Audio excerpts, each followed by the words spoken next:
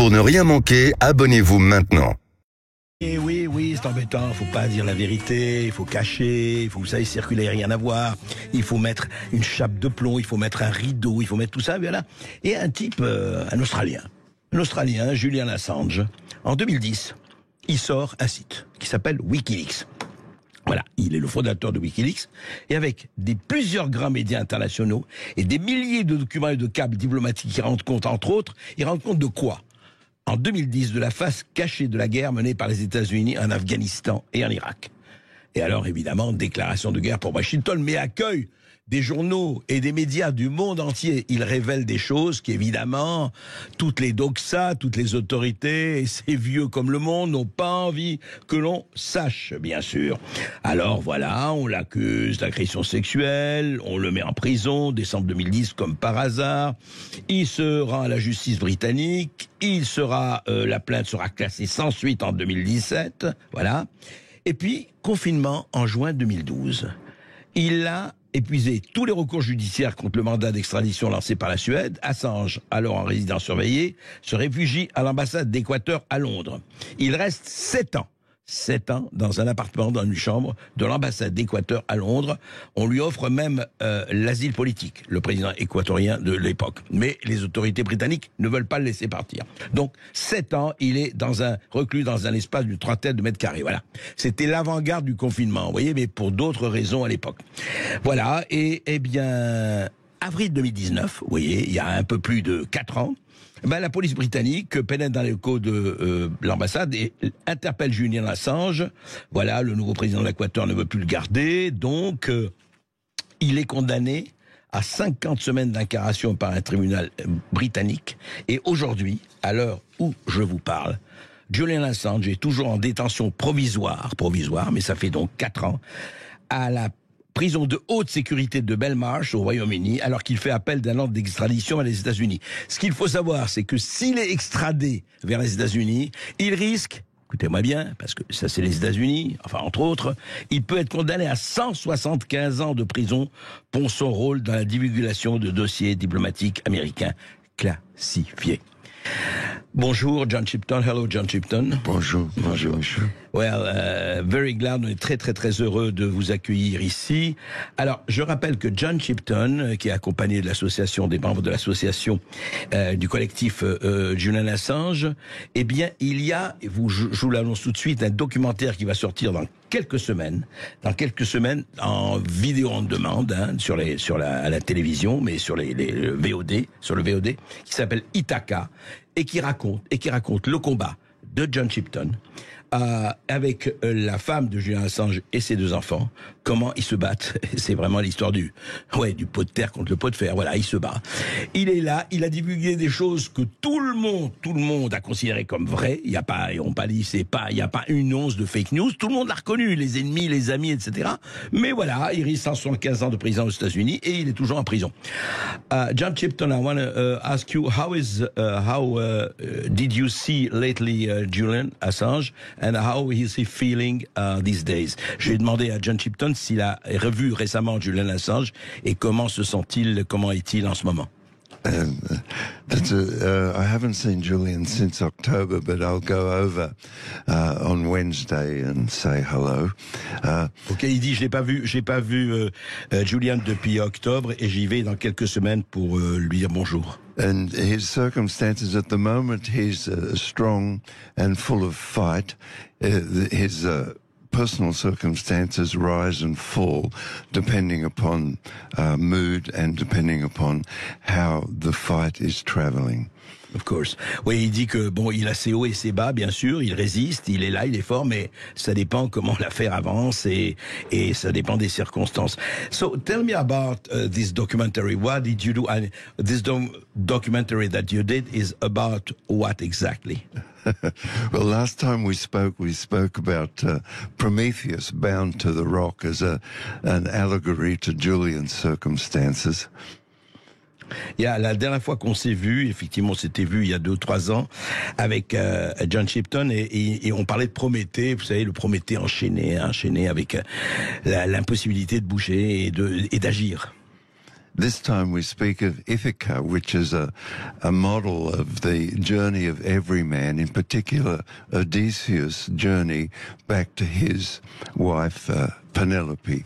And this is an allegory for Julian's struggle and all of those supporters to bring Julian back to his family and his wife Stella. Voilà, alors c'est Ithaque. Pourquoi Ithaque? Parce que Ulysse, Homère, l'Odyssée, bien sûr, et les pérégrinations et les terribles difficultés d'Ulysse à retrouver sa famille, sa femme, et Pénélope, bien sûr, etc. Et donc voilà, c'est une symbolique. Bon, mais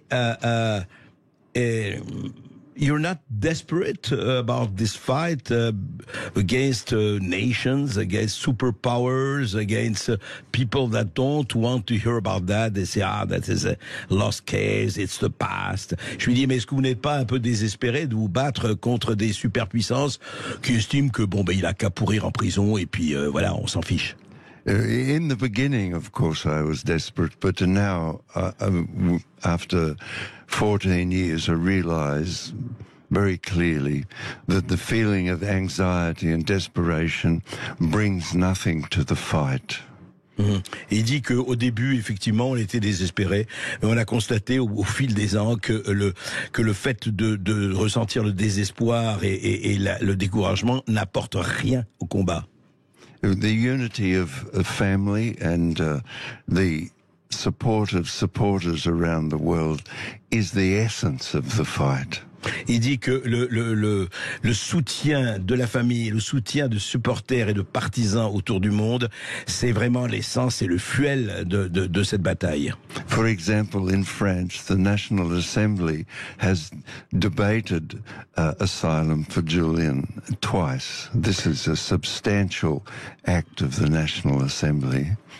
Alors il dit, voilà, l'Assemblée nationale française a débattu 2 fois du sort d'accorder l'asile à Julian Assange. C'est, en tout cas, voilà, ça veut dire que la présence est là, sauf que he didn't get the asylum. You know, the National Assembly has its strategic concerns. Yeah. And debating Julian Assange is one of the National Assembly's strategic concerns. It's sufficient that the National Assembly decides to have a debate on the circumstances and the offer of asylum to Julian Assange. That is significant. Oui, il dit déjà le fait que l'Assemblée a décidé, effectivement, c'est stratégique, il y a la tactique et la stratégie. Le fait que l'Assemblée décide à 2 reprises d'organiser un débat sur le sort de Julian Assange, l'Assemblée nationale française, est déjà quand même un acquis. Je lui ai demandé, est-ce qu'il n'y a pas d'autres pays qui auraient accordé, comment ça se fait qu'il n'y a aucun pays qui n'accorde aujourd'hui l'asile à Julian Assange? How come that no country is giving asylum to Julian Assange? No country in the world. You have 200 countries, I mean, nearly. Oh, well, if I could outline your question in this way, the president of Mexico Obrador, offers Julian asylum. The president of Lula, the president of Brazil, Lula, constantly speaks and offers support of Julian. The same with the president of Argentina, the president of Chile, the president of Colombia. I could say, without contradiction, that the entirety of Latin America offers support to Julian Assange. This is significant. It is 600 million people. It is not to be treated as lightweight. So I will translate later.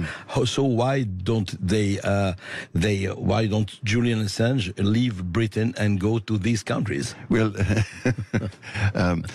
Julian is in a maximum security prison awaiting extradition to the United States. Yeah.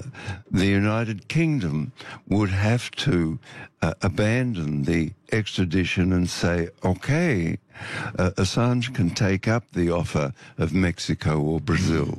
Okay. Oui, c'est très important. Je lui dis, mais alors pourquoi? Puisque il me dit, écoutez, le président du Mexique, le président du Brésil, Lula, d'Argentine, de Colombie, ont tous exprimé, et ils ne sont pas les seuls, majorité de leur peuple est d'accord pour appuyer Julian Assange et recevoir éventuellement Julian Assange. Sauf que, il faut que la Grande-Bretagne abandonne le traité d'extradition et dit non, ok, on est d'accord, on ne va pas l'extrader aux États-Unis et il peut partir où il veut, dans le pays qu'il veut. Or, pour cela, il faut que la Grande-Bretagne lève l'obligation d'extradition. Pour le moment, ils l'ont pas extradé, mais ils le gardent en prison à Belmarsh. Donc, la situation est un peu. Est-ce que la situation, donc, par rapport à ce que vous avez dit, est fixe? Elle peut changer. The situation that you described, John Shipton, can change, you think, or it can, because it can stay. I don't say forever, but it can stay for years and years. Of course, it's been 14 years, and after 14 years, one doesn't hold in the forefront the sort of lightweight optimism. But we have now a worldwide, global movement insisting that Julian Assange return to his family. This is very important. It is an example of what can be done by the people of the world joining together and staying to their governments, in fact, insisting to their governments that actions must be taken. The circumstances in Australia are that the leader of the opposition, the Prime Minister, the entire political class, 88% of the population insist that Julian return home to Australia or return to his family wherever they are. A worldwide global phenomenon of this density and immensity happens for one person, focusing on a man, Julian Assange, and all of the circumstances surrounding Julian Assange. Okay, I'll try. Okay. He say, of course, il nous dit, voilà, on peut pas être évidemment d'un optimisme béat après 14 ans, effectivement, de confinement et de prison, puis de prison. Et il dit simplement que ce qui est formidable pour nous, encourageant, c'est que vraiment dans le monde entier, il y a des gens qui n'ont pas abandonné la bataille, qui sont là, qui persistent et qui signent. Et qui disent, voilà, il faut que Julian Assange rentre. Même en Australie, son pays natal, sa patrie, beaucoup de gens sont évidemment pour cela et qu'ils soient réunis à sa famille et que donc pour nous c'est pas si fréquent qu'il y ait comme ça. Il y a eu évidemment des causes où sur une personne, pas n'importe qui bien sûr, eh bien il y a un tel consensus pour des gens qui disent attendez, ce type qu'est-ce qu'il a fait, pourquoi il est comme ça emprisonné, séquestré depuis 14 ans, pourquoi ne retourne-t-il pas à sa famille? His family now. Who is his family?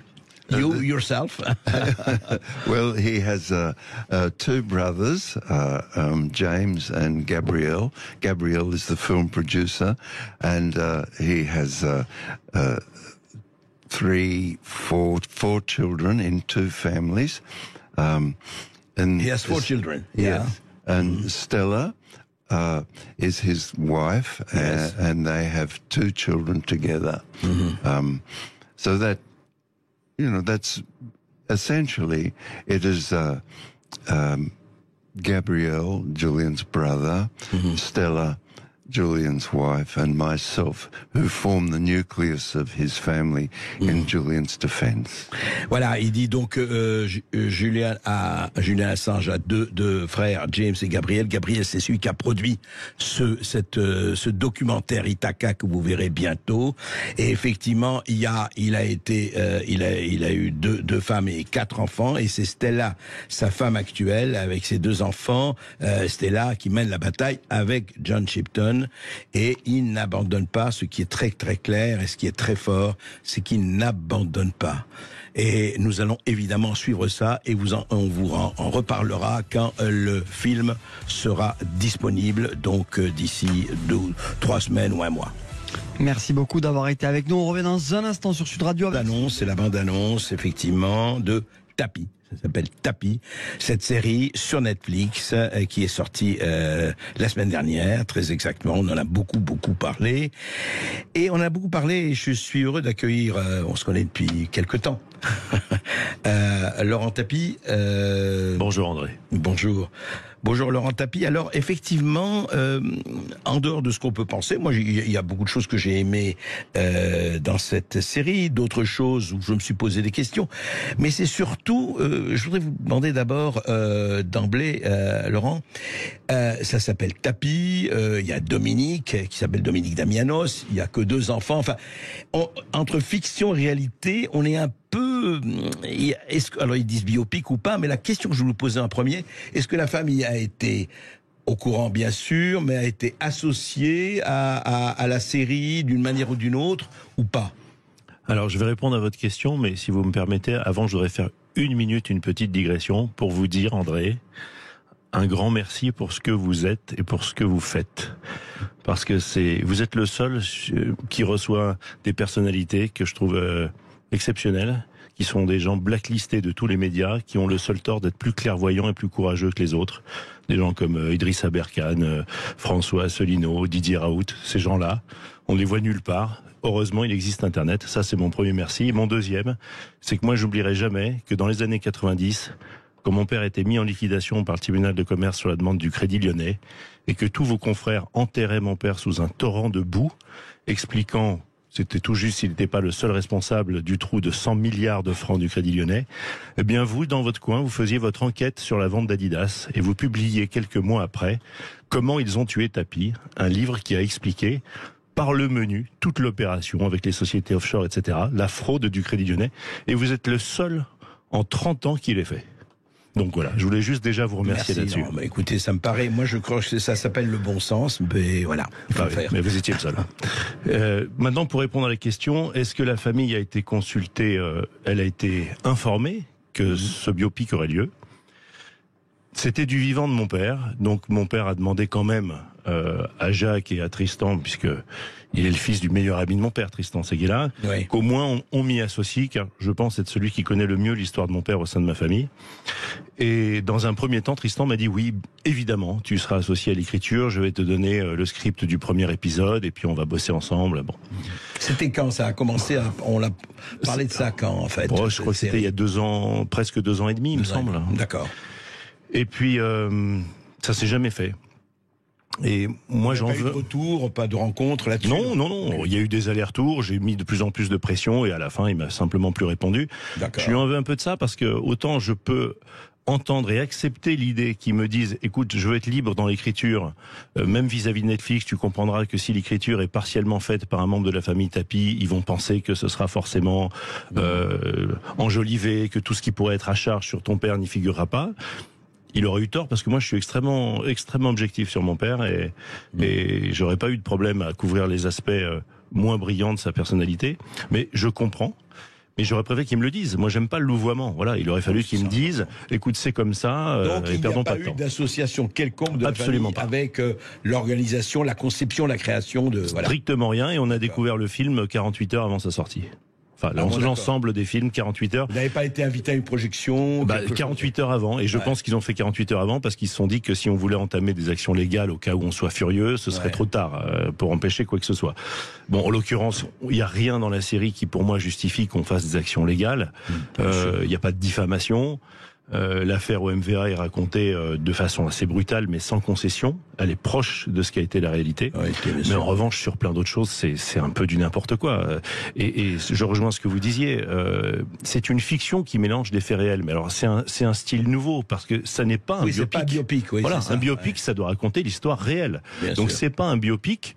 Et en même temps, c'est pas une pure fiction puisqu'il reprend. C'est bien le nom de Tapi, c'est bien ma mère, des faits réels. Il a bien racheté Vendère, pas dans les circonstances qui ont été montrées, mais celle-là, il a bien fait de la politique, etc., etc. Mais alors parlons des détails. Où vous pensez que par rapport à la réalité, que vous connaissez bien, où à un moment donné ça diverge. Par exemple, je peux vous dire, moi je connais assez bien aussi la vie de votre père, alors, mais par exemple, il y a eu cet épisode très bien fait d'ailleurs de la rencontre Tapi-Montgolfier, le procureur Montgolfier. Et il va le voir le soir. Ce qui n'a pas existé, hein. Voilà. Alors je me suis, mais je veux dire moi-même, je me suis dit ah bon, il est allé voir Montgolfier. Mais non. Non, il a rencontré Montgolfier. Ce qui est exact, c'est que mon père est allé rencontrer Montgolfier et avant même que Montgolfier ne le convoque. Ça, c'est exact. D'accord. Après, ce qu'ils se sont dit, ils n'ont pas fait 20 minutes de conversation de cette nature-là. Et ça aussi, ça c'est peut-être même l'aspect il y a les deux aspects qui m'agacent le plus dans la série, c'est ce dialogue, parce que dans ce dialogue, Montgolfier met une leçon complète à mon père. C'est vrai. Il y a d'un côté, voilà, il y a d'un côté la rigueur de la justice et de l'autre côté le magouilleur qui essaye par tous les moyens, l'intimidation, la flatterie, même tout, de s'en sortir. Et Montgolfier qui lui dit, vous n'êtes pas tombé sur moi, vous êtes tombé sur la justice. Moi, je peux vous dire que la justice, il y aurait beaucoup d'épisodes à faire sur la justice en ce qui concerne mon père, et vous le savez. Bon. Ça, c'est le premier regret, mais il y en a d'autres. La façon dont ils ont décrit son parcours politique, ce qu'il a fait au ministère de la Ville, mais là, j'étais foudrage sur ce passage-là. Je veux dire que résumer le passage de mon père à faire des goûters avec des tartines à la fraise, c'est du grand guignol. Là, c'est même pas drôle. C'est un peu honteux. Il a fait évidemment autre chose que d'organiser des goûters pour les banlieues. Et c'est un peu le regret que j'ai sur la série, c'est que le personnage, on retrouve des aspects de sa personnalité réels comme la combativité, la suractivité, le fait qu'il est doué dans tout, qu'il convainc les gens et tout. Bon, d'accord. Bon, même si c'est un très bon acteur, Laurent Lafitte n'a pas le charisme naturel de mon père, mais on peut pas lui en vouloir. Non, et je connais très peu de monde qui l'ont. Je vais même vous dire que je connais personne. C'était comme ça. Non, mais c'est vrai que l'accent est pas mal. Enfin, la dégaine est pas mal. Oui, il y a une ressemblance physique. Il en impose physiquement, tout ça c'est bien. Mais ce que je regrette, c'est que le personnage, il évolue pas. C'est-à-dire que les 2 premiers épisodes de la série, je les ai beaucoup aimés. On voit un tapis qui se cherche, qui essaye des trucs. Ça s'est pas passé comme ça c'est décrit, mais c'est pas grave. Et globalement, l'esprit est respecté. À partir du 3e, je décroche parce que on a l'impression que c'est le même vendeur de télé du premier épisode jusqu'au bout. C'est-à-dire que c'est le même type, quoi. Et il y a pas un moment où on le regarde, on se dit il est brillant. Et à chaque fois, il se fait mettre la leçon par d'autres. C'est Montgolfier qui lui donne la leçon. C'est quand il prépare le débat avec Le Pen, une petite jeune fille de banlieue qui lui explique par A plus B tout ce qu'il doit dire. Et lui, en fait, il comprend rien. En fait, c'est pas du tout comme ça. Le débat avec Le Pen, c'était bien avant. D'ailleurs, bien sûr, il y a des anachronismes. Il y a des anachronismes complets, absolument, absolument. Et ce qui est gênant, c'est que le téléspectateur, lui, il va croire que c'est comme ça que ça s'est passé. Il va croire que les choses sont comme ça. C'est ça qui m'ennuie. Mais bon, c'est fait. Bon, au final, je pense pas qu'il en ressorte avec une image trop mauvaise. Non, pas vraiment, mais non, ce qui n'est pas, enfin pour moi, ce qui n'est pas bien montré, je veux dire encore une fois, on peut dire ah oui, mais c'est un voyou, c'est ceci, c'est cela, mais ce qui n'est pas montré, alors moi personnellement, de l'expérience que j'ai avec Bernard et avec Bernard Tapie, quoi, il ne montre pas du tout ce qu'il y avait avec le peuple, ce qu'il y avait quand il allait quelque part. Moi, exact. Je me rappelle, je l'ai amené à Aurillac un jour dans le Cantal, et il y avait 10 000 personnes, quoi. Aurillac dans le Cantal. Ouais. Je veux dire, il y avait ça, et que les gens, qu'on ne montre pas, je trouve dommage. Et puis surtout, je voudrais que vous parliez de l'histoire avec Mitterrand. Ça s'est passé comme ça, parce que c'est les rapports avec Mitterrand. Je parle de là où on lui dit bon, il faut que vous démissionniez, mais non, après l'affaire tranchant qu'ils appellent l'affaire. Ça c'est pas du tout passé comme ça. Au contraire, ouais. C'est pas les socialistes et Mitterrand qui ont. En plus, ce passage-là aussi, il est carrément ridicule. Vous qui connaissiez mon père un peu mieux que la plupart des gens, tout comme moi, est-ce que vous imaginez mon père sur cette scène dire à Mitterrand, je vous en supplie, je ferai tout ce que vous voulez. Voilà. Non mais est-ce que c'est une phrase que mon père aurait prononcée à quelqu'un? Je vous en supplie, je ferai tout ce que vous voulez. Mais c'était à l'antipode de ça.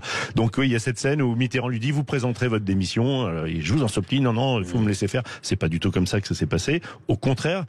L'affaire Tranchant était une affaire privée qui concernait donc ces affaires privées.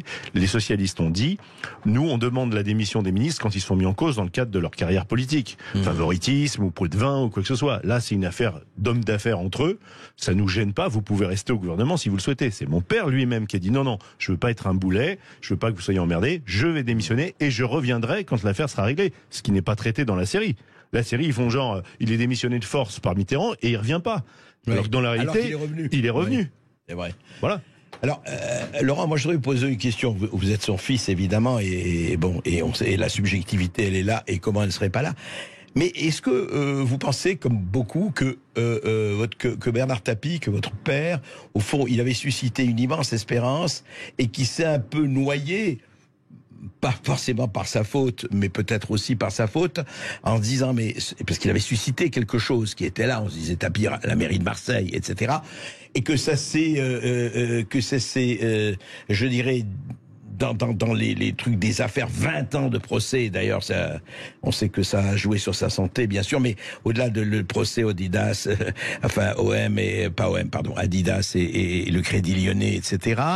Où vous pensez-vous que au fond on l'a tué, comme je dis, c'est vrai que j'ai écrit comment ils ont tué, on l'a tué parce qu'il gênait politiquement, et comme on ne pouvait pas le tuer financièrement, comme on ne pouvait pas le tuer politiquement, on l'a tué financièrement. À votre avis? Je pense qu'il y a un peu des deux dans la réponse.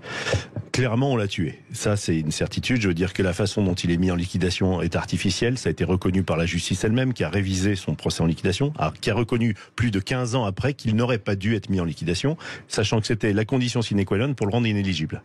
Bon, donc ça a été fait. Ensuite, il y a eu 10 ans de procédure avec 6 procès de Eva Joly, banqueroute, etc. Tous conclus par des non-lieux. Et ensuite, c'était l'affaire Adidas. Donc, il a été tué, c'est vrai. Mais aussi, il y a eu une cassure avec l'opinion sur cette affaire au MVA. Et il faut pas le nier, c'est une réalité. C'est le jour, et à ma connaissance, c'est la seule fois, moi qui l'ai suivi de très près toute ma vie, c'est la seule fois où il a vraiment franchi la ligne jaune. Et il a eu un tort de ne jamais le reconnaître. Alors pendant le procès, il le reconnaît pas parce que il sait que s'il dit c'est vrai, on l'a fait, il va se faire massacrer, puis sa carrière politique, elle est finie. Bien sûr. Donc les gens disent, il y a un passage où Montgolfier lui dit, mais pourquoi vous reconnaissez pas, c'est un match de football, il y en a eu d'autres des matchs de football arrangés, c'est ni le premier ni le dernier. Bon, très bien, mais sauf qu'ici il fait ça, il a plus de carrière politique. Je pense que son tort, ça a été jusqu'au bout de pas le reconnaître. Je veux dire que jusqu'à ses interviews toutes récentes, enfin les dernières avant sa mort, avec sa voix cassée, il disait c'est pas en prison qu'il fallait m'envoyer, c'est à l'asile. Mais non, il y a vraiment eu cette affaire. Elle s'est passée à peu près comme elle a été décrite dans la série. Ce qui est triste, c'est un des seuls passages qui est fidèle de la série, c'est sur l'affaire OMVA. Voilà. Oui, voilà. On va continuer à en parler. Et ça, c'est une cassure. On va continuer à parler de Bernard Tapie parce que justement, t'es quelqu'un à Dieu sait combien de facettes avec Laurent Tapie. À tout de suite après cette petite pause. On est toujours avec Laurent Tapie sur Sud Radio. On revient sur cette série Netflix et avec vous aussi si vous avez une question 0826 300 300. On vous attend au standard 0826 300 300. À tout de suite. Et nous sommes toujours avec Laurent Tapie qui commente, effectivement nous commentons la série Netflix qui s'appelle Tapie, là, que l'on voit depuis mercredi dernier, qui est intéressante, il faut le dire, il y a de très bonnes choses, d'autres choses qui effectivement, cette préoccupation, je dirais pas ce malaise, mais quand même, entre fiction et réalité, qu'est-ce qui est réalité, qu'est-ce qui est fiction? Alors on dit oui, mais la fiction c'est du détail, c'est jamais du détail, c'est très important.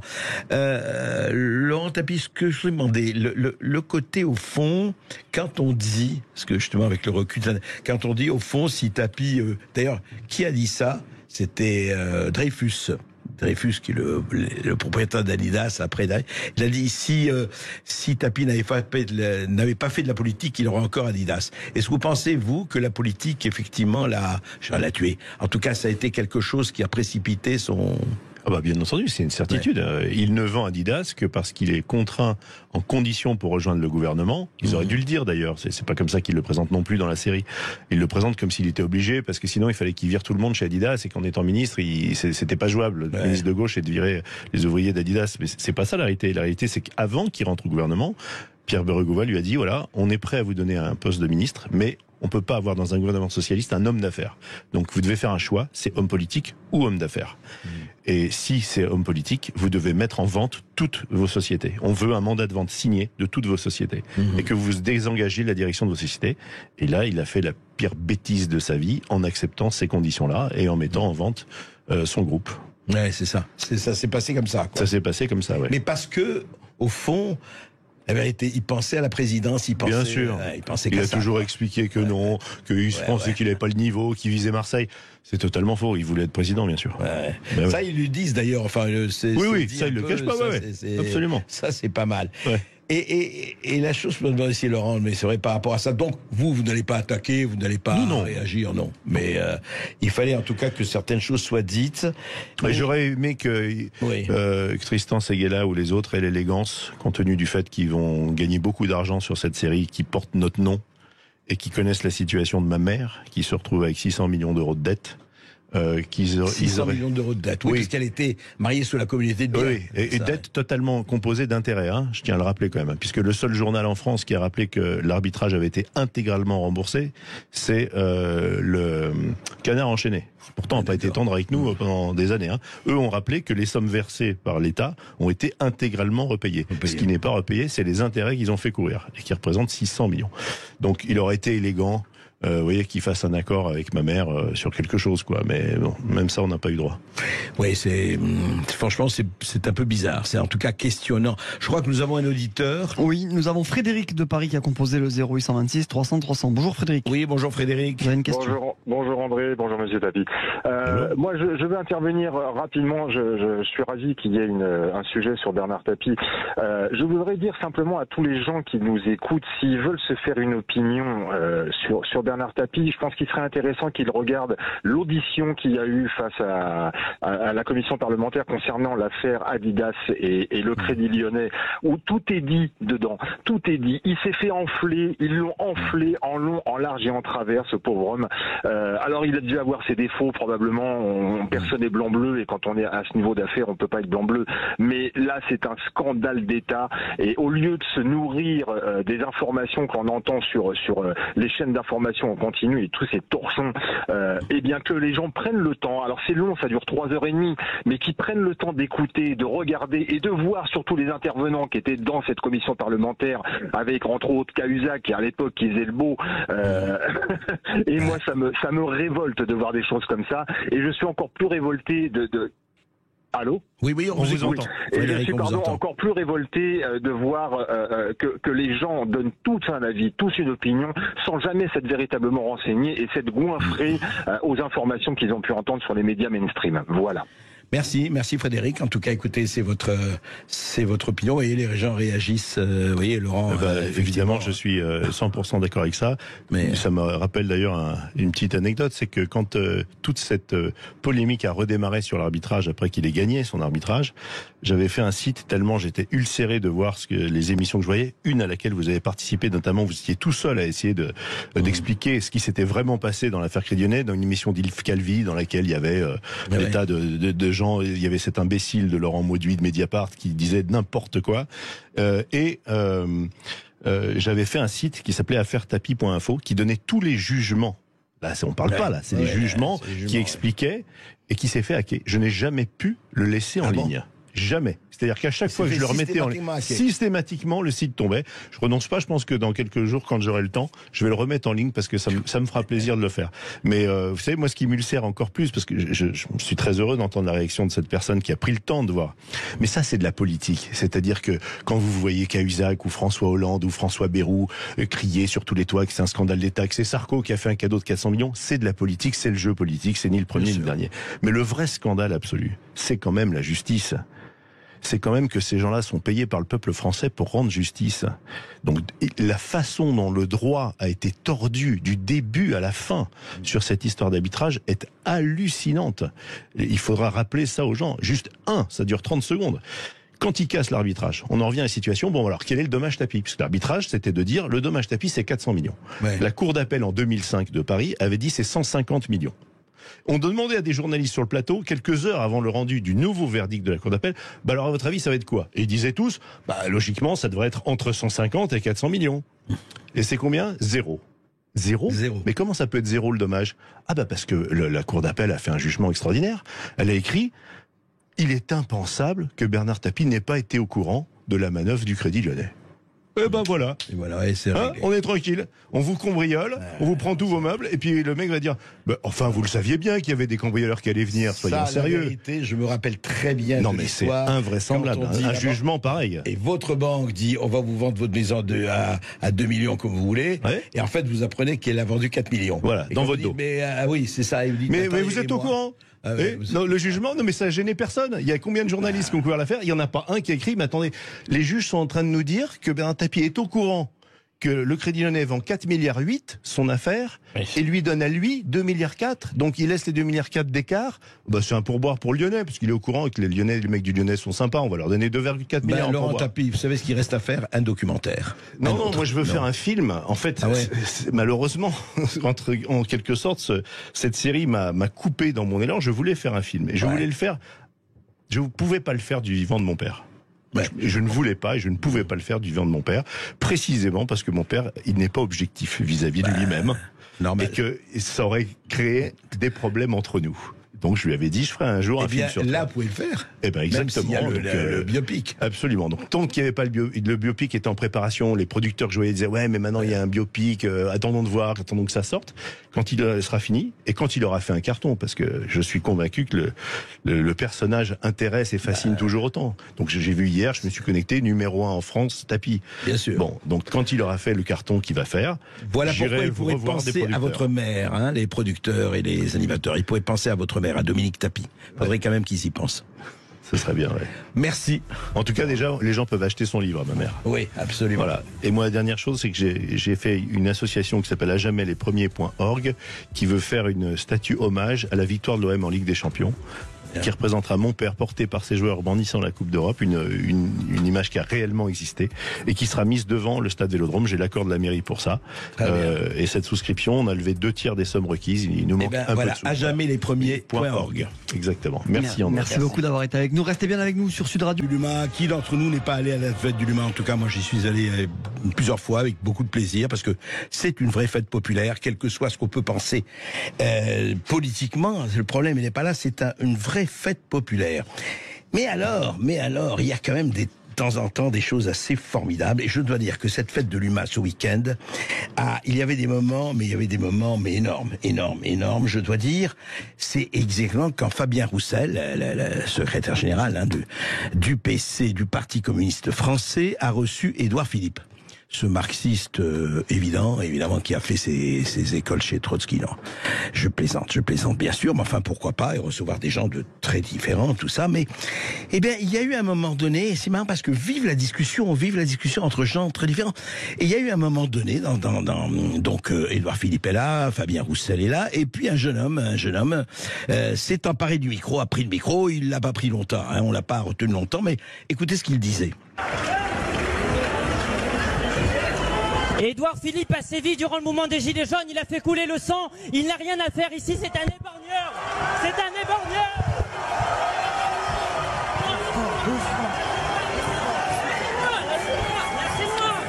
Lâchez-moi, bon, alors on l'a, service d'ordre, bon, excessif, éborgneur, enfin, chacun pensera ce qu'il veut, mais pourquoi pas la discussion? C'est bien la discussion aussi. Pourquoi on le laisse pas parler un peu et puis on lui répond? Ça fait partie aussi de ce qu'on appelle la démocratie encore, hein. Mais bon, voilà, ça n'a pas duré très longtemps. Édouard Philippe a pu parler, tout le monde a pu parler, mais c'est intéressant parce qu'au fond, que ce soit à la fête de l'humanité ou ailleurs, à droite comme à gauche, on n'aime pas les discussions au fond. On n'aime pas que les gens ne soient pas d'accord et on n'aime surtout pas que quelqu'un qui n'est pas dans le système, dans la caste, ne viennent troubler vraiment le concert, quoi. On est entre nous, hein, on est entre gens du même monde quelque part, hein, bon.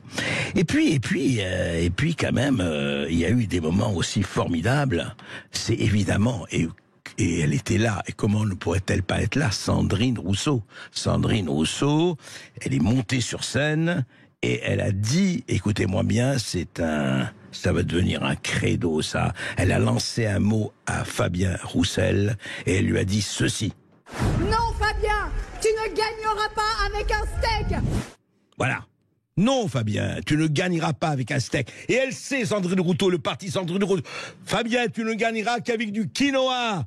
Voilà, Fabien, tu gagneras avec des insectes, tu gagneras avec, effectivement, une nourriture bio, et pas bio et con à la fois, s'il vous plaît. Voilà, et pas de vin, Fabien, hein, pas de vin, pas de viande, pas de pain, pas de baguette, pas tous ces trucs de la France, non, Fabien, tu gagneras avec le politiquement, le biologiquement, l'esthétiquement correct. Voilà, Sandrine, comme d'habitude, vous avez toujours raison. Et d'ailleurs, Fabien Roussel a passé un moment assez difficile parce que il y avait des gens qui criaient ceci. Écoutez. Roussel, casse-toi, l'humain n'est pas à toi. Roussel, casse-toi, l'humain n'est pas à toi. Alors je ne sais pas, on me dit que c'est des partisans de Médine qui ont dit ça, du chanteur, du rappeur Médine, effectivement. Je ne sais pas. Toujours est-il que Roussel, casse-toi, l'humain n'est pas à toi. Bah écoutez, il est à lui comme à d'autres, hein, comme à d'autres. Mais je me demande ce qu'aurait dit hier le public de l'UMA s'ils avaient écouté ce monsieur. Si un discours comme ce que vous allez entendre là maintenant, est-ce qu'il serait passé à la fête de l'UMA d'hier, septembre 2023 ? Écoutez. Il faut stopper l'émigration officielle et clandestine. Il est inadmissible de laisser entrer de nouveaux travailleurs immigrés en France, alors que notre pays compte près de 2 millions de chômeurs français et immigrés. Il faut, dans l'intérêt de tous, une répartition équitable des travailleurs immigrés entre toutes les communes. Et c'est en conséquence le moyen de supprimer une situation qui nourrit le racisme. Voilà. Eh bien, qui est ce sulfureux membre de l'extrême droite? Qui est ce personne qu'on peut placer à la droite, même pas seulement de Marine, mais de Jean-Marie? Qui est cette personne? Eh bien, c'est tout simplement Georges Marchais, l'ancien, le lointain prédécesseur de Fabien Roussel, chef du Parti communiste français. Cette parole était prononcée il y a exactement 40 ans, enfin un peu plus de 40 ans, en 80-81. Voilà. Qu'est-ce qui se serait passé si quelqu'un serait venu dire ceci, exactement ce qu'on a prononcé? Eh ben, on aurait entendu « Marcher, casse-toi, l'humain n'est pas à toi, marcher, casse-toi, l'humain n'est pas à toi, etc., etc. » Et oui, écoutez, l'histoire ne repasse pas les plats, voilà, c'est intéressant. En tout cas, cette fête de l'UMA, avec la venue d'Édouard Philippe, reçu avec les honneurs dus à son rang, avec effectivement le steak de Sandrine Rousseau, avec l'intervention du jeune militant gilet jaune. Et bien, voyez, la politique en France, c'est aussi ça. Faut-il s'en réjouir ou se désespérer? À vous de voir. 13h11 sur Sud Radio. Dans le face-à-face du jour, André Berkoff reçoit Jean-Paul Briguelli, essayiste et auteur de ce nouveau livre, L'école à deux vitesses. C'est aux éditions de l'Archipel. Bonjour Jean-Paul Briguelli. Bonjour. Alors, l'école à deux vitesses, Jean-Paul Briguelli, vous avez écrit beaucoup de livres. Je dois dire que celui dont tout le monde se souvient, et encore maintenant, c'est La fabrique du crétin. Alors, d'abord, avant de parler de ce livre, dites-moi si cette fabrique connaît des jours heureux. Est-ce que c'est, comme chantait Bachung, cette petite entreprise qui ne connaît pas la crise? Alors, c'est pas une petite entreprise, c'est un trust qui fonctionne extrêmement bien, conformément aux lois diverses qui l'ont mise sur pied. Ceux qui pensent actuellement que l'école ne fonctionne pas se trompent complètement. Elle fait exactement ce pourquoi on l'a programmée, voire le protocole de Lisbonne, etc. 10% de cadres autoproclamés eux-mêmes fils de cadres autoproclamés et 90% de consommateurs. D'accord. Oui, c'est vrai. Et sans sommation, effectivement. Mais au fond... J'aimerais dire juste un mot sur ce que vous avez dit juste avant sur Marché. Oui. Je peux? Oui, ben, bien sûr, vous pouvez. Marché était à gauche. C'est pas une nouvelle, hein, Berkoff. Je veux dire, voilà, Marché était à gauche. Un certain nombre de gens de l'époque, et qui sont toujours en vie, eux, sont toujours à gauche, mais sont classés à l'extrême droite par une gauche qui a viré à droite. Il y a un mouvement des planètes, en quelque sorte, dont finalement certains gauchistes, islamo-gauchistes et crème d'andouille devraient se rendre compte. Le problème de Sandrine Rousseau, c'est pas le steak ou le quinoa, c'est pouvoir acheter un steak. Ça, ce serait un vrai programme de gauche. Ouais. Hein, voilà. Elle le sait pas, Sandrine Rousseau. Elle peut s'acheter un steak, elle, même. Oui, si elle est vice-présidente d'université, elle est députée, elle est tout ce que vous voulez, elle est grande gueule et elle ne dit rien. Alors justement, mais parlons-en, c'est intéressant parce que ce que vous dites, alors on pourra en parler longuement de cette gauche qui a oublié le peuple, il faut le dire. Mais pour revenir à l'école quand même, Vous dites, ce n'est pas du tout, non, l'école n'a pas du tout viré, c'est voulu, c'est organisé, vous le dites à plusieurs reprises, vous le dites encore dans ce livre, dans l'école à 2 vitesses. Au fond, c'est organisé pourquoi ? Ils veulent se débarrasser, en fait, des 80% de la population qui n'a pas les moyens. C'est quoi ? Non, depuis qu'on est passé à un régime démocratique, ferme les guillemets, il y a une nouvelle aristocratie qui essaie de se perpétuer. Alors, elle ne peut pas se perpétuer par le droit de la naissance, c'est fini ça. On a coupé le cou à un certain nombre d'aristocrates pour cette raison. Elle se perpétue en inscrivant ses enfants dans les établissements qu'il faut, dans les endroits qu'il faut, en payant éventuellement des écoles privées, mais il y a des écoles publiques qui font très très bien le travail, sur Paris en particulier. 80% des lycées parisiens sont de très bons lycées. Voilà. Des lycées publics, là, vous parlez. Des lycées publics, oui. Et il y a quelques boîtes privées qui sont au même niveau. C'est pas parce que c'est privé que c'est meilleur. Il faudra le dire une fois pour toutes. Bon, donc eux se perpétuent. Alors eux sont aussi bien de droite que de gauche. C'est pour ça d'ailleurs que j'ai des tonnes d'adversaires à gauche, parce que leurs enfants ne craignent rien. Leurs enfants, ils les ont inscrits dans les boîtes qu'il fallait. Voilà. Et après, ils me disent, mais ce qu'il faut, c'est plus de moyens pour les pauvres. C'est pas plus de moyens pour les pauvres. Je l'explique pendant tout ce livre. C'est des écoles différentes qui sauraient susciter chez les pauvres ceux qui ont un intellect riche. On va en parler tout de suite après cette petite pause. Jean-Paul Briguelli, l'école à 2 vitesses, dans une France à plusieurs vitesses. Oui, restez bien avec nous sur Sud Radio. On continue de parler de cette école à 2 vitesses avec vous au 0826 300 300. Appelez-nous, on vous attend au standard. Toujours dans ce face-à-face dans Berkoff, dans tous ses états, avec aujourd'hui Jean-Paul Briguelli, auteur de ce nouveau livre, L'école à 2 vitesses, c'est aux éditions de l'Archipel. Alors justement, Jean-Paul Briguelli, vous qui avez été, qui connaissez le sérail pour en avoir fait tous les détours, le sérail de l'éducation nationale, bien sûr.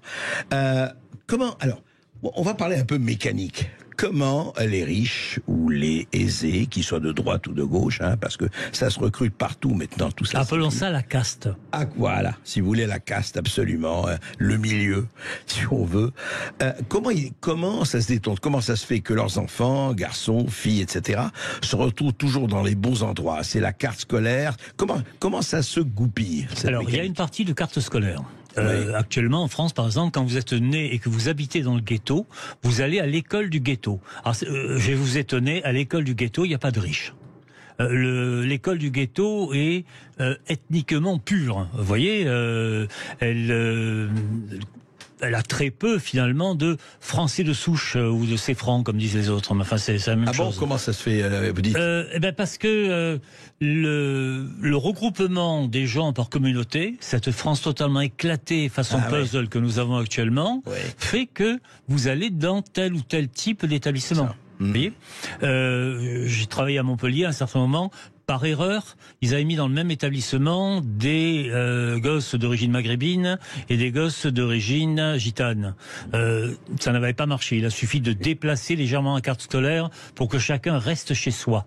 Et tout ça, ça fait pas d'excellents Français. Vous voyez, bien sûr. Voilà. Et pendant ce temps, les autres qui habitent le 5e arrondissement, valeur du mètre carré entre 13 et 15 000 euros, vont à Henri IV, Louis le Grand, et s'ils tiennent absolument à se donner un air plus libertaire, ils vont aller à Stanislas. À la rigueur, à l'école alsacienne. Prenez, je prends un type au hasard, Gabriel Attal. Il se retrouve, il sort d'une très très bonne famille, il a fait un puissant héritage, il se retrouve à l'école alsacienne, c'est pas un élève extraordinaire, mais au sortir de l'école alsacienne, il est pris quand même d'autorité, c'est en concours, à Sciences Po Paris. Voilà, il a été reconnu pour l'un des leurs, et d'ailleurs, il est l'un des leurs. Alors il faut bien comprendre une chose, alors je le dis à tous les auditeurs là, ce n'est pas parce que vos enfants n'ont pas tété l'école alsacienne ou le Grand avec le lait de leur mère qu'ils sont idiots. Voilà, ce n'est pas parce qu'ils ne sont pas riches qu'ils ne peuvent pas être de très bons élèves, et même mieux que les bons élèves. J'ai dans le livre un chapitre sur le bon élève est un crétin comme les autres, parce que en fait le bon élève est effroyablement formaté. Ça fait plusieurs années que je suis les rapports du jury de l'ENA qui, depuis plusieurs années, disent nous avons des candidats d'une pauvreté culturelle effroyable, manque d'imagination, conformisme total. Eh bien, ce sont eux que l'on retrouve au pouvoir. Regardez la promotion Léopold Sédar Senghor, Macron, etc. C'est l'équivalent de ce qu'a été la promotion Voltaire en 1980, Hollande, etc. C'est une espèce de pseudo-noblesse d'État, je ne sais pas ce que Montesquieu en aurait dit, qui se crispe sur ses privilèges. Il serait retourné dans sa tombe, Montesquieu. Qui se crispe sur ses privilèges et qui ne voit pas que la guillotine est à 2 pas. Ça va péter. Mais quoi, c'est une fabrique de Playmobil, c'est une fabrique de gens déjà façonnés, formatés, sous vide, c'est quoi? Oui, c'est exactement. Il y a un très joli film qui est sorti à la fin de l'été, que vous avez peut-être vu, qui s'appelait La Voie Royale. Qui est l'histoire d'une jeune fille appartenant à la petite agriculture, qui est bonne en maths. Son prof de maths arrive à convaincre ses parents de l'inscrire dans une prépa prestigieuse à Lyon. Et elle va...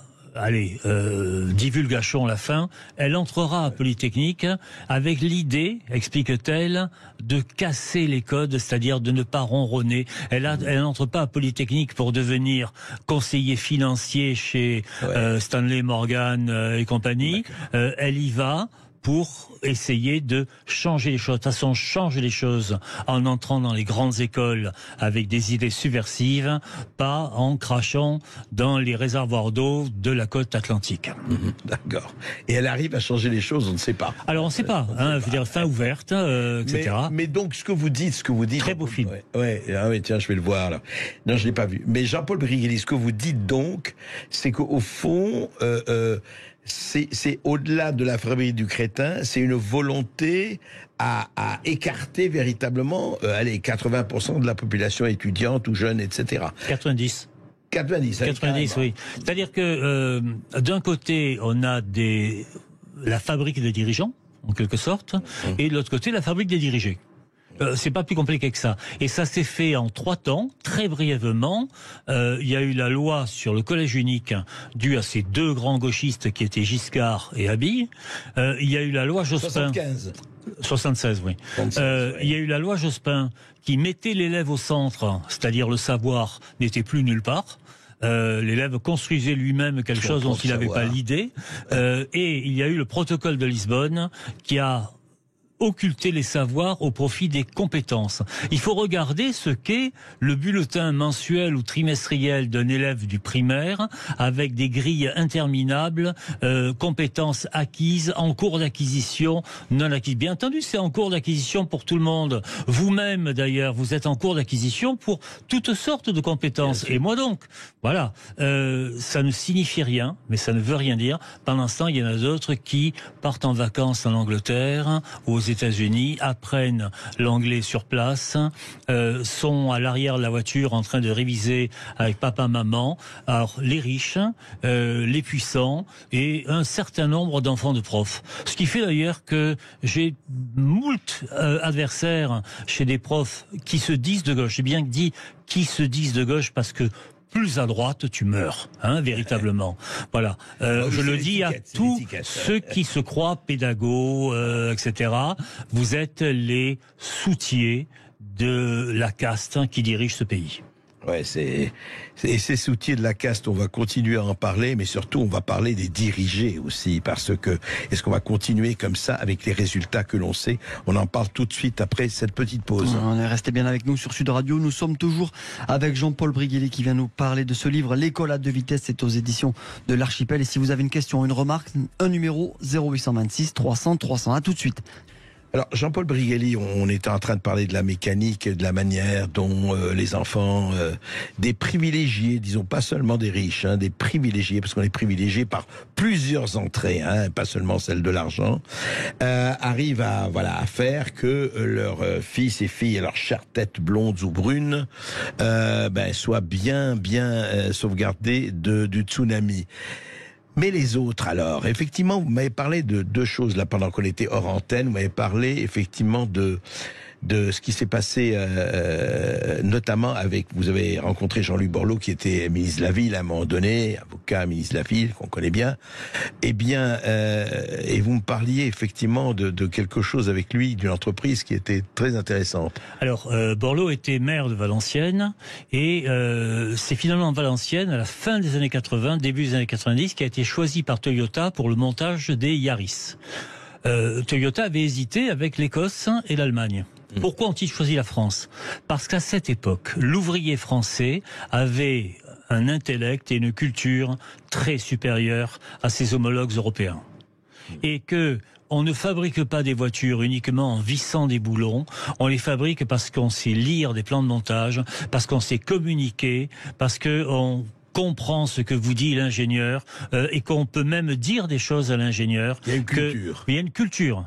Et ce qui correspond d'ailleurs à une vraie culture d'entreprise. Bon, c'est terminé. Toyota, d'ailleurs, ne monte plus rien en France.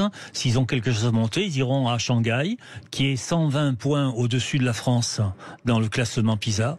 Ils 120 iront, points. Ouais, ils iront à Singapour, ils iront en Corée du Sud, ils iront dans des pays où, ou en Inde d'ailleurs, dans des pays où l'instruction n'est pas un 20 mots. Voilà. Alors, c'est assez marrant parce que... Vous dites bien l'instruction et pas l'éducation. L'instruction, alors, ça c'est un débat monstrueux, hein, Berkoff, vous êtes un traître. C'est Condorcet. Condorcet dit l'instruction, c'est l'affaire de l'État, l'éducation, c'est l'affaire des familles. En 1932, juste avant le cartel des gauches, on décide de faire un ministère qui jusque-là était de l'instruction publique, de l'éducation nationale. Sans dit long sur le repli qui s'opère et sur le fait que les familles commencent à ne plus éduquer. Quant à ce qui se passe actuellement, les familles n'éduquent plus du tout. Je ne vais pas aller chercher dans l'actualité vraiment immédiate, mais les deux petits salopards qui ont massacré pratiquement le petit Nicolas qui a fini par se suicider. Ouais. J'aimerais bien savoir qui a fait leur éducation. On va dire une chose très simple, mais que très peu de pédagogues reconnaissent. L'enfant est une bête brute. C'est un puits de pulsion. S'il n'y a pas l'école et la famille conjointement pour le canaliser, si à la maison il est petit roi, il se croit grand prince à l'école. Voilà, on est en train de crever de ça. Il y a des collègues qui se retrouvent avec des classes de 30 ou 35 petits princes qui hurlent plus fort les uns que les autres, qui, au nom de la loi Jospin, disent « Ouais, mais c'est votre avis, mais c'est pas le mien, et la terre, elle est plate ». Parce qu'ils sont, oui, ça c'est pas mal. Mais parce qu'ils sont mal élevés au vrai sens du terme. Parce qu'ils sont mal élevés. Je rappelle quand même que l'instituteur, alors on dit plus instituteur, on dit professeur des écoles. Ouais. L'instituteur, ça vient d'une racine latine, stare, qui veut dire faire tenir droit. C'est de là que vient tuteur. C'est de là que vient justement l'idée d'élever. J'avais des maîtresses, j'étais grand, j'avais tendance à me courber en classe. Les maîtresses passaient derrière moi, appuyaient sur les omoplates et disaient « Tiens-toi droit ». Le tiens-toi droit, c'était à la fois physique et mental. Et moral, absolument. Je vous rappelle que il y a un très beau mot en français qui est discipline. Discipline, c'est polysémique par excellence. C'est à la fois un fouet, Laurent Sérémaer avec ma discipline, c'est l'Antartuffe, c'est la matière que l'on enseigne et c'est l'ambiance qui règne. Si du côté de l'ambiance, on repart sur la tolérance zéro, vous verrez que la discipline, le savoir, passera bien mieux. Mais comment ça se fait? Vous avez suivi cette histoire, juste puisque vous en parliez, de l'histoire de l'adolescent qui s'est suicidé début septembre. Les parents avaient alerté sur les faits de harcèlement scolaire. On a beaucoup parlé, vous savez, de Charline Havelaine, qui était la rectrice à l'époque. Bon, on va pas rentrer dans les détails. Elle devait passer à la Fédération française de football, même un ministère, etc. Et c'est elle qui avait envoyé des lettres en disant, mais non, circulaire, il n'y a rien à voir. J'ai reçu d'ailleurs des collègues à vous qui disaient que le vrai problème aujourd'hui, c'est que les professeurs sont laissés à l'abandon par toute la hiérarchie. Ils disent surtout ne soyez pas, surtout il n'y a pas de problème, pas de problème. Alors le slogan, et c'est vrai, c'est pas de vague. Ouais. Alors comprenons-le bien, il y a de fausses plaintes pour harcèlement. C'est un fait. Hein, les rectorats sont accablés de fausses plaintes de gens qui disent mon enfant est harcelé uniquement pour le changer d'école. Bon, ça c'est un fait. En l'occurrence là, c'était des faits avérés. Il y a eu des profs qui avaient été témoins, qui n'ont pas voulu d'ailleurs intervenir, Il y a une lâcheté du corps enseignant, la même qu'on a constatée à Conflans-Sainte-Honorine lorsqu'ils n'ont pas voulu que leur collège s'appelle Samuel Paty. Ouais, une lâcheté absolue, lâcheté de l'administration. Le proviseur a dit ah oui, il est supposé harceler. Oui. Hein, on dit pas harcèlement parce que harcèlement c'est un délit. Hein, c'est un délit, c'est puni officiellement depuis 2020 de 10 ans de prison. Donc on n'emploie pas le mot. On n'emploie pas le mot. Comme ça, on élimine la cause. Et puis finalement, il y a un sous-fifre quelconque au rectorat. Moi, je me mets pas en cause la directrice parce que ça arrive pas à son niveau, de toute façon, qui a fait semblant de défendre les personnels. C'est leur boulot. Hein, mais qui, en défendant les personnels, en l'occurrence le proviseur, a cogné très très dur en essayant d'influencer la famille en leur disant vous risquez une peine de 45 000 euros, etc. Mais pour qui se prennent ces gens-là ? Voyez ? Et à l'arrivée, on va me dire oui, mais c'est pas attesté. Oui, quand même, il est mort et ça c'est attesté. Voilà. Alors il y aura, comme c'est un suicide, il y aura une enquête de police s'il se trouve assez d'effectifs de police pour faire une enquête. Parce qu'il faut bien imaginer, il y a 700, l'estimation moyenne des harcèlements en France, c'est 700 000 cas. Vous voulez dire harcèlement scolaire ? Harcèlement scolaire. 700 000 cas. 700 000 cas par an. Voilà. Il n'y a pas 700 000 flics qui peuvent s'intéresser à ces histoires. Hein, mettons qu'il y en a un certain nombre qui soient inventés, qui soient exagérés, etc. Ça laisse quand même aux petites brutes pas mal de champ pour maltraiter ceux qui sont physiquement moins forts. Oui, c'est assez hallucinant. Ça, et je renvoie éventuellement l'auditeur à l'article qui vient de paraître ce matin sur causeur.fr, dans lequel j'analyse ça en détail. Très bien, ben écoutez, et je renvoie aussi au livre de Jean-Paul Briguelli, mais je crois que nous avons des auditeurs. Oui, nous avons Chantal qui nous appelle de Prades, dans les Pyrénées-Orientales. Bonjour Chantal. Bonjour Chantal. Oui, bonjour et merci de faire cette émission, parce qu'il était grand temps. Mon petit-fils, lui, il a subi ça depuis la 6e, et il a 15 ans maintenant, il n'a rien dit, parce que c'est quelqu'un qui garde tout en lui. Et il a subi quelque chose d'absolument monstrueux. Par contre, ces notes ne sont pas tombées, donc personne s'en est aperçu. Et puis un jour, il a dit, parce que vraiment, il a craqué. Donc par contre, ce qu'il a fait, parce que lui, il est dans le privé, et là, je vous assure que c'est pire, en ce sens que là, c'est l'argent qui règne, c'est le milieu social qui règne, le harceleur, je dirais le harceleur, lui, n'a pas rien eu. Lui, mon petit-fils a dû changer de classe, d'amitié, mais il est toujours dans l'établissement parce que c'est un très haut de gamme et qu'il a des ambitions qui sont haut de gamme, parce qu'il en a des possibilités, lui, il en a des possibilités. Eh bien, je puis vous assurer que pour l'instant, c'est passé sous le tapis. Et quand on est à l'extérieur de cette école, on voit également ce que je voulais dire, c'était la classe sociale par les voitures qui se gardent n'importe où. Vous avez une petite voiture, vous n'êtes rien, mais par contre, les grosses voitures qui représentent, moi je dis à ces dames, parce que ce sont souvent des dames, qui ne sont que juste le faire-valoir de leur mari qui gagne beaucoup d'argent, elles-mêmes n'en ont pas. Et souvent, elles se garent en plein milieu de la route et ne vous laissent pas passer. Oui, c'est le système des castes, c'est ce que vous voulez dire. Exactement, nous sommes en Inde. Peut-être pas tout à fait, il y a encore quelques... Ça y ressemble énormément, je peux vous assurer, M. Bercoff. C'est possible. Enfin, j'espère qu'il n'y a pas trop d'intouchables quand même.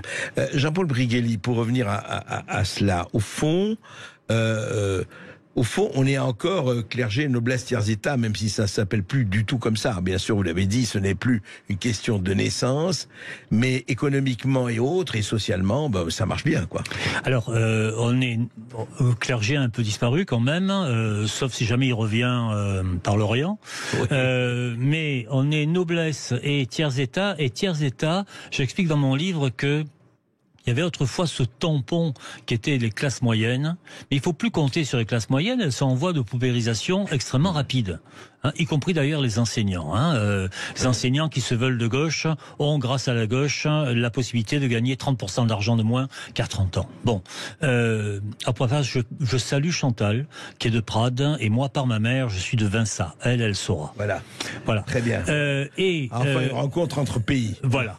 Et ce qu'il faut voir véritablement, alors il y avait un point très intéressant dans son discours, c'était dans les boîtes privées, comme dans les boîtes publiques, la différence qui se fait sur les voitures, les fringues, etc. Il y a dans mon livre tout un chapitre sur la possibilité de l'uniforme, sur l'analyse de l'uniforme. Vous êtes pour, vous? Oui, finalement, oui. Aujourd'hui, oui. Alors, qu'on soit bien d'accord, ce n'est pas une tradition française, contrairement à ce que dit le Z. Mais ce n'est pas du tout une tradition française. On avait des blues, Berkoff, c'est tout. Parce qu'on travaille avec de l'encre. Voilà. Mais je suis tout à fait pour. Je suis parti en voyage d'études au Japon pour voir comment ça se passait. Les écoliers japonais, jusqu'au lycée compris, ne semblent pas malheureux, très franchement. Ils ont des uniformes extrêmement stricts. Quand je dis extrêmement stricts. Il n'y a pas de pantalon pour les filles, par exemple. Elles sont en jupe, chemisier, cravate, lavalière, veste. Les mêmes, tous les mêmes. Alors, chaque établissement a son uniforme. Voilà. De la même manière, si vous êtes allé aux Antilles, les Antillais sont en uniforme au collège. Et ça n'a pas l'air de les gêner particulièrement. Ils en ont pas honte, ni quoi que ce soit. L'un des effets de l'uniforme, c'est d'occulter les différences dans les fringues. Et moi, j'ai une veste de marque, et moi, j'ai ceci, j'ai cela, etc. Le statut social. Ça empêche également le racket. Parce qu'on ne va pas barboter la veste qu'on a de toute façon soi-même. Et je propose dans mon livre qu'on en fasse une production nationale, parce que 12 à 13 millions d'uniformes à fabriquer chaque année, ça permettrait de relancer sérieusement une industrie textile qu'on a bazardée dans les années 80. Mourante, absolument.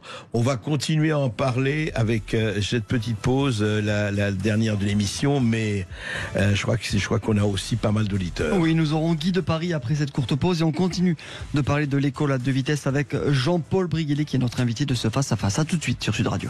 Aux auditeurs, ils nous appellent et on sont très nombreux à nous appeler pour Jean-Paul Briguelli comme d'habitude. Simplement, soyez brefs dans vos interventions s'il vous plaît, parce qu'on en a beaucoup et voilà, on aimerait que la plupart puissent intervenir. Esteban. Oui, nous avons Guy qui nous appelle de Paris au 0826 300 300. Bonjour Guy. Bonjour Guy.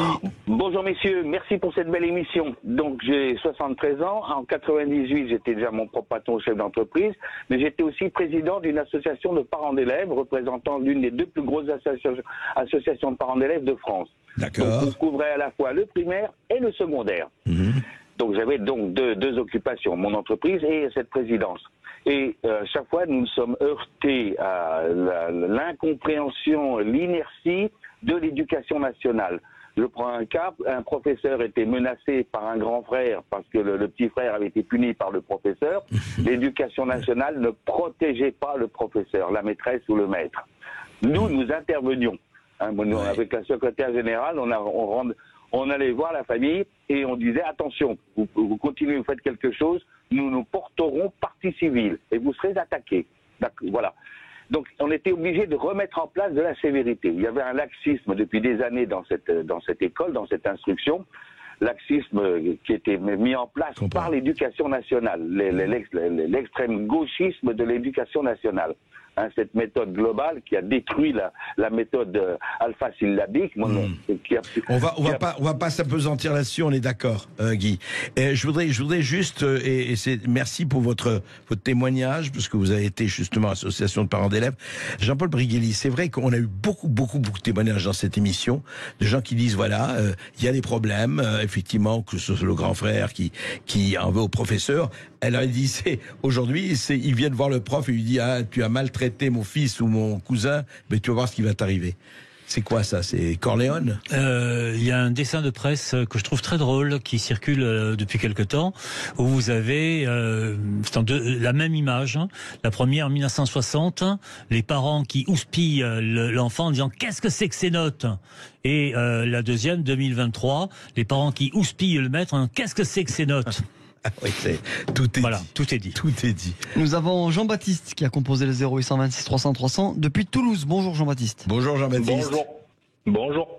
Bonjour. Bon, je serai bref, je suis enseignant depuis 8 ans, je suis aussi formateur pour enseignants, je serai bref, je souscris à ce qui a été dit globalement, sans verser dans le gauchisme ou le droitisme, je ne sais pas, mais alors la question, ça serait donc que faire ? Que faire? Est-ce qu'il faut agir seul dans son coin? Est-ce qu'il faut se retrouver autour d'un syndicat? Est-ce qu'il faut se mettre en réseau? Quid des représailles, avec le pouvoir accru des chefs d'établissement qui nous notent? Quid des parents procéduriers? Quid de la pression sociale, de l'image qui se dégrade? Où trouver le courage? Où trouver la ressource pour agir et pour se sentir utile, quoi, et pour sentir qu'on participe pas à tout ça? Voilà. Ouais, vraie question Jean-Baptiste, vraie question. Très belle question. Sans vouloir faire ma publicité, parce que c'est pas mon genre, tout le dernier chapitre de mon dernier livre, donc l'école à deux vitesses, égrène des propositions très précises. Il faut bien comprendre, il faut d'un côté des décisions jacobines, des décisions, des lignes en quelque sorte, et des applications girondines. Il faut que chaque région, chaque ville, chaque établissement même soit capable de réorienter sa propre politique en fonction des élèves qu'il a. Il faut revenir sur... Jean-Paul, oui, excusez-moi. Là, il pose la question, il parle de la question des représailles. Il est tout seul, il est dans son coin, et avec d'autres, enfin bon, qu'est-ce qu'il fait? Alors, il faut là aussi, il faut être très clair. Il faut un ministre qui dise une fois pour toutes que l'école est un lieu laïque. Voilà, ça c'est un premier point. Gabriel Attal a fait un très joli coup avec son histoire d'Abaya à la rentrée. Ça lui permettait de se démarquer de Pape Ndiaye qui avait toujours été un peu mou du genou sur la question. Ça lui permettait de s'imposer. Ça lui permettait de passer pour un vrai laïc. Très bien. Donc, mais c'est jamais que la croûte émergée des problèmes. Ce qu'il faut faire tout de suite, c'est refaire des classes de niveau, donner aux élèves un aliment en fonction de ce qui leur manque, donner plus à ceux à qui il manque davantage, donner 2 ou 3 heures de plus par semaine de français ou de maths, concevoir les choses non pas par classe, mais par catégorie. C'est-à-dire, un peu comme on a des certifications en anglais, avoir au bout de sa carrière une certification en français, en maths, à tel ou tel niveau, 1, 2, 3, etc. Et après, on entrera dans le supérieur en fonction de ça. Tout le monde a bien compris que le bac ne sert absolument à rien. Et on est mort, le bac. Il est mort, on ne restaurera pas, je le dis à ceux qui en auraient l'illusion, le bac des années 70, parce que comment allez-vous expliquer aux parents que dorénavant, 35% des élèves échoueront? Et d'ailleurs, où est-ce qu'on mettrait les élèves qui échoueraient? Voilà, il faut leur donner des certificats de fin d'études par matière, il faut les faire travailler par matière en inversant le rapport du nombre d'élèves et des difficultés. Plus une classe est de bon niveau, plus vous pouvez la bourrer d'élèves. J'ai fini prof de prépa, on avait jusqu'à 50 élèves, ça ne posait aucun problème, à part les corrections de copie. Mais des élèves en difficulté, au-delà de 12, c'est ingérable. Voilà. Et non, ça ne peut pas passer par les syndicats, parce que les syndicats, pour les raisons que l'on devine, ont un raisonnement purement quantitatif, des sous, des moyens, etc. Je rappelle que l'éducation nationale française a le plus gros budget de toute l'UE par rapport au nombre de toute l'Europe. Par rapport au nombre d'étudiants que nous avons, il s'agit de redistribuer ces crédits d'une façon intelligente et en laissant les parents libres de choisir l'établissement qui adopte la politique éducative la plus conforme à leurs aspirations. S'ils veulent absolument des établissements dans lesquels on mettra les enfants en petits groupes pour chanter Youpla Boum, très bien, ça les regarde. Ils ont le droit de faire le malheur de leurs gosses. S'ils veulent des établissements dans lesquels on leur apprendra 2 plus 2 et puis 4 plus 4 de façon rigoureuse et avant la fin du CP, eh bien, ils doivent avoir le choix également. Oui, et la responsabilité. Et la responsabilité. Merci Jean-Baptiste pour votre question. Nous accueillons Nathalie qui nous appelle depuis la Dordogne. Bonjour Nathalie. Bonjour Nathalie. Oui, bonjour. Déjà, bravo à votre émission et à Monsieur Brigelli, que je suis déjà depuis quelques temps.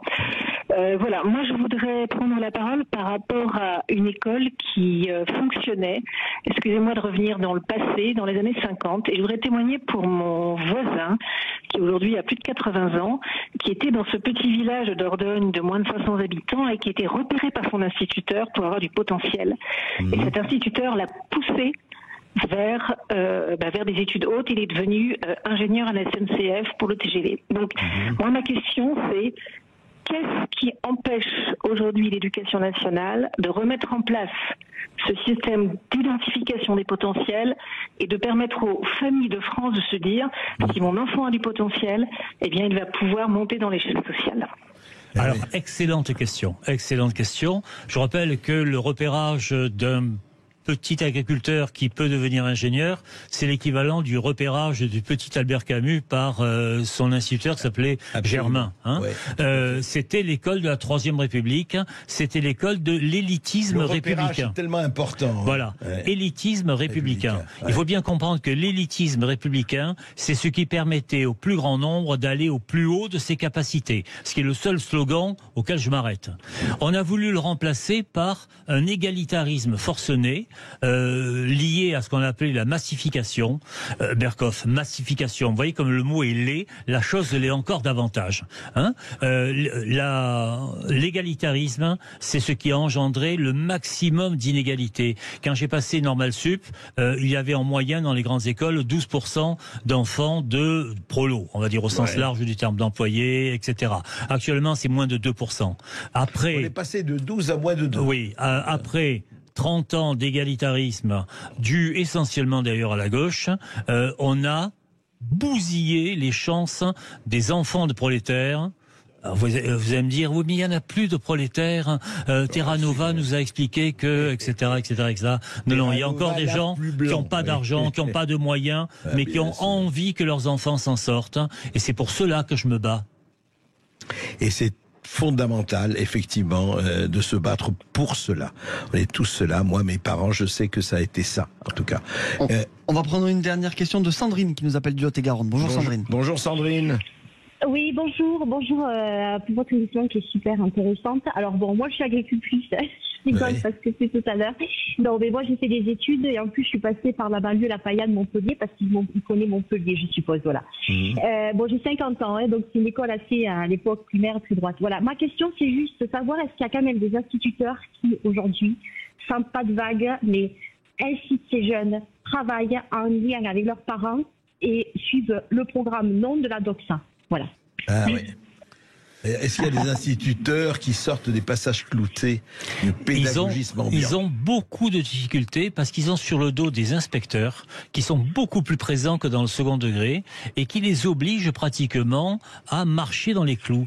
J'avais une amie qui avait décidé d'apprendre à ses élèves, institutrice, à lire et à écrire en méthode alpha-syllabique, qui avait pris un manuel qui s'appelait Ratus, de sinistre mémoire. Vous l'avez eu? Il l'a eu.